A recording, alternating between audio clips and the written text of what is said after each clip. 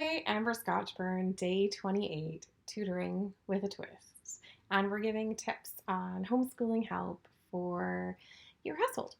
And today's tip is actually about relationship bank accounts. So if you wanted to scroll back on any of these, we did a whole bunch of tips on money and we talked about bank accounts to do with money. And now we're talking about relationships. And I thought, why not introduce the relationship bank account? Did you know that depending on which theorists you believe, that it takes for every negative comment, it takes six positive ones to erase that negative one.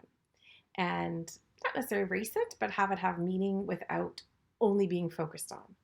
And so six positive for one negative. So where are you at?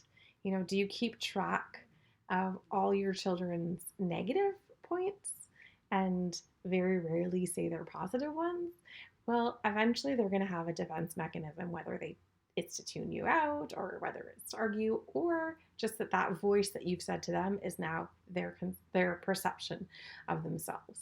And so I just want to be super aware of that. Just like you want your bank account to be in the positive, and you want to be cognizant and aware of how you spend your money, you want your relationship bank account to also be in the positive, which is an interesting thing. Like, we are doing these videos, and my partner's like, "Oh, wait, do you want me to critique them?" And I said, "Sure." I said, "But remember the rule: six positives before you give your one negative."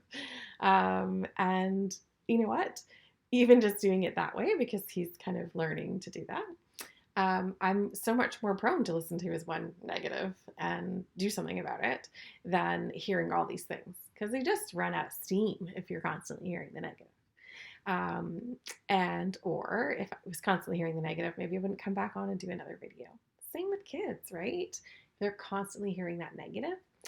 So you just want to be aware and question, am I building a positive bank account or a negative bank account in terms of relationship with my child? Amber Scotchburn, tutoring with a twist.